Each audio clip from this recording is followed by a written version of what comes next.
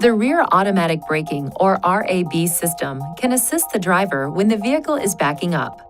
If a risk of a collision with an obstacle is detected when your vehicle is backing up, the RAB system warning indicator will flash in the vehicle information display. A red frame will appear in the center display, if so equipped, and the system will chime 3 times. The system will then automatically apply the brakes.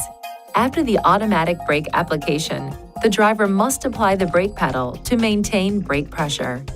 To enable or disable the system, press the right or left arrow button until Settings displays, and then press the OK button.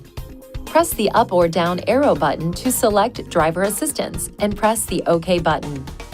Now, select Emergency Brake and press the OK button. Then, select Rear and press the OK button to toggle the RAB system on or off.